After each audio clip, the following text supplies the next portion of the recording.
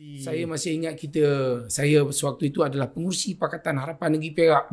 Beliau adalah salah seorang timbalan pengurusinya, di mana beliau tanpa berbincang dengan kepimpinan Pakatan Harapan Negeri Perak pada ketika itu, kalau beliau berkempen, saya ni tak faham. Dia bercakap dalam bahasa Mandarin ataupun bahasa Cantonese. Saya tak faham.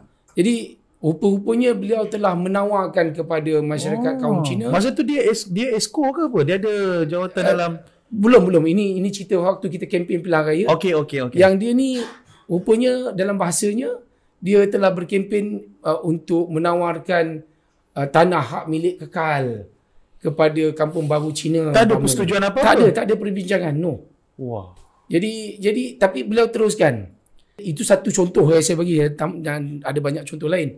Tapi apabila kita berada di dalam kerajaan, setiap minggu inilah perkara yang antaranya yang ditekankan kepada saya supaya saya mana dia push lah dia push. Malang sekali sahabat, bila perkara-perkara ni berlaku, dia ada penyokong yang nak mengangkat dia ni. Jadi saya ada di dalam barisan esko saya itu yang sehingga mengatakan kalau saya tidak meluluskan pengurniaan tanah hak milik kekal ataupun kita panggil 999 tahun ni kepada Kampung Baru Cina, maka saya ni berdosa, dia kata. Mati saya masuk neraka. Ini datangnya dari seorang pemimpin Melayu yang pernah jadi menteri besar, kemudian menjadi exco daripada Parti Amanah. Dia cakap sampai tahap tu, dia cakap punya nak sokong. Jadi saya kata kenapa? Kerana kita dah berjanji, dia kata. Saudara, saya nak bagi tahu, kita tak pernah berjanji. Tetapi katanya ada di dalam manifesto kita. Cerita tentang manifesto ni pula, apa yang berlaku waktu kita nak menghadapi pilihan raya umum tahun 2018 tu, pilihan raya yang ke-14, Parti Bersatu baru, saya sendiri mengetuainya.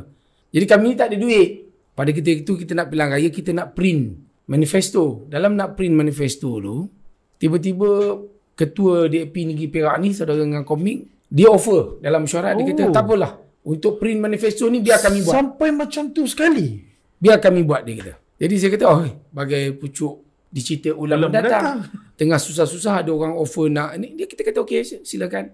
Bila dia print, tak dibaginya kat kita proofread ke apa ke semua, tak ada. Kita bagi segalanya. Setiausaha pula waktu itu Saudara Siva, Saudara YB Siva Kumar dulu, yang jadi menteri sekejap tu. Menteri, apa nama, sumber manusia tu. Dia setiausaha saya. Dia yang sediakan semua. Dia pergi lah.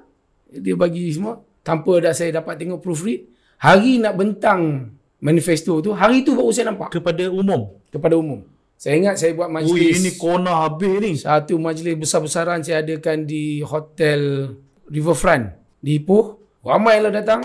Jadi saya pun bentangkan. Dalam tu tiba-tiba ada penawaran untuk memberikan tanah hak milik kekal 999 tahun ni kepada semua kampung-kampung baru Cina. Begitu juga dengan Kampung Baru Cina. Bila kita berjumpa dengan pemilik-pemilik ini, saya tanyakan, apa masalahnya? Ada yang rupa-rupanya bermasalah kerana mereka masih belum dapat geran hak milik.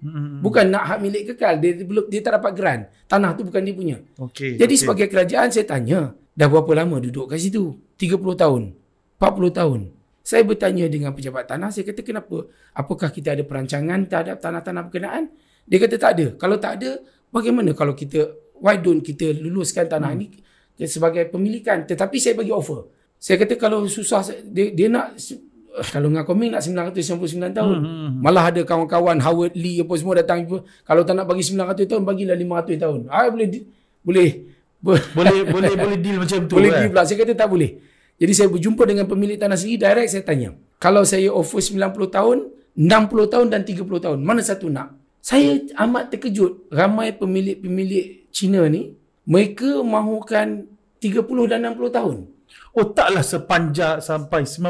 Sedangkan saya kata, saya offer 90 tahun. Kita sangka,